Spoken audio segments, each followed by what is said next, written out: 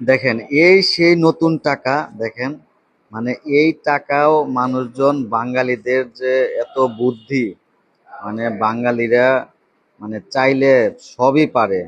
দেখেন এই টাকাও মানে জাল জাল হচ্ছে।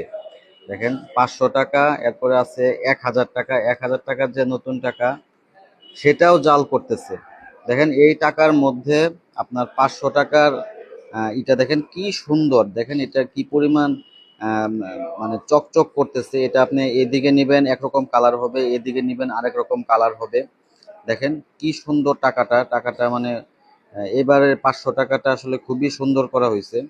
দেখেন এই টাকায় আপনারা এখানে হাত দিবেন, হাত দিলে দেখেন হাতের মধ্যে মনে হবে যে উপরে কিছু একটা আছে, দাগ দাগ মনে হচ্ছে। এরপরে এই যে এখানে অনেকগুলা লেখা আছে, এই লেখাগুলো হাতে লাগে। এখানে বাংলাদেশ ব্যাংক লেখা আছে, এই লেখাটাও কিন্তু হাতের মধ্যে লাগতেছে। আমি একটা দেখেন এই পাশটা, দেখেন এই পাশটা অনেক সুন্দর। আমি একটা জাল টাকা দেখলাম, সেই জাল টাকাটা কি করছে মানে এটার হচ্ছে দুইটা অংশ, মানে এরকম করে আরেকটা অংশ এভাবে খোলা যায়। তো নিচের অংশটার মধ্যে এই যে জিলজিলটা আছে, এই যে জিলজিল কাগজটা, এটা হচ্ছে নিচের অংশে থাকে এবং এই অংশটা ফাঁকা থাকে। মানে নিচের অংশ থেকে এই অংশটুক ভর্তি হয়ে যায়, মানে একদম হুবহু মনে হয় যে নতুন টাকা। 500 টাকায় আর কি, আসল টাকার মতোই। তো আসলে এই টাকাগুলাও জাল হয়ে যাবে কয়দিন পরেই। তো আপনারা সবাই সাবধান থাকবেন, নতুন টাকা চেঞ্জ করার, নতুন টাকা যখন আপনারা লেনদেন করবেন সবাই সাবধান থাকবেন।